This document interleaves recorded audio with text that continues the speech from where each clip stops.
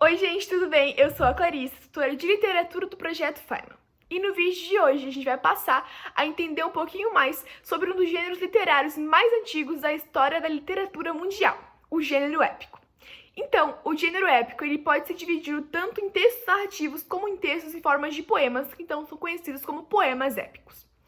O gênero épico ele possui uma característica muito singular e muito marcante dessa ideia desse gênero.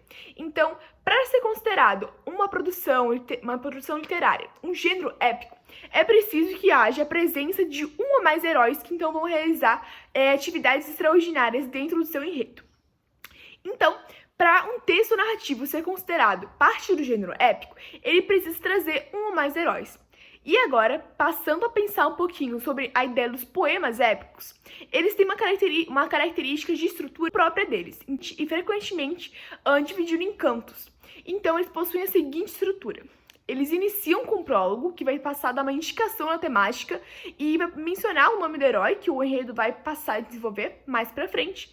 Além disso, ele é seguido depois do prólogo, vem a invocação, que então é a hora que o narrador pede uma inspiração ao ser divino.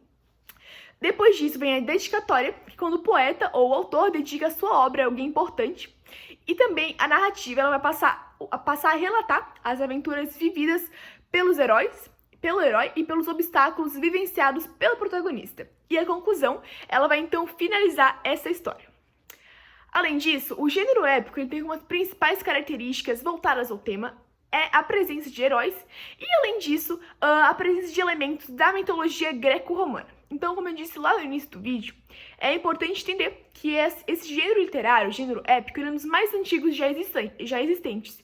Portanto, ele tem uma forte influência da literatura da Grécia, já que foi lá que ele nasceu.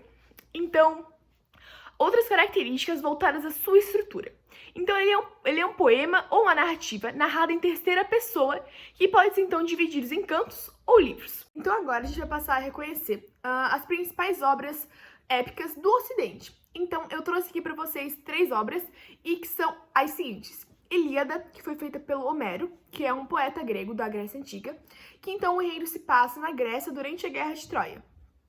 Também a Odisseia, também produzida por Homero, que também se passa na Grécia e que vai narrar, então, o retorno de Ulisses da Guerra de Troia. E, por fim, uma obra de Camões, que é um autor muito importante do classicismo, que é de Portugal, que é os Lusíadas. Além disso, a gente tem outros exemplos de textos épicos, como, por exemplo, a Epopeia, que então seriam esses romances extensos épicos, o romance, que é uma narrativa extensa, que possui personagens, tempo e espaços definidos e muito bem detalhados. A novela, que também é uma narrativa extensa, mas que é mais dinâmica que o romance e é dividida em episódios. O conto, que é menor que o romance, são pequenas narrativas caracterizadas, então, por uma brevidade com a relação dos seus acontecimentos. E também ela vai retratar o cotidiano.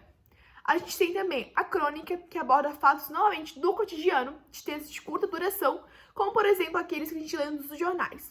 E, por fim, as fábulas, que elas vão possuir um caráter um pouquinho mais educativo e são escritas tanto em prosa ou em verso. Então esse foi o vídeo, espero muito que vocês tenham gostado e até a próxima. Tchau!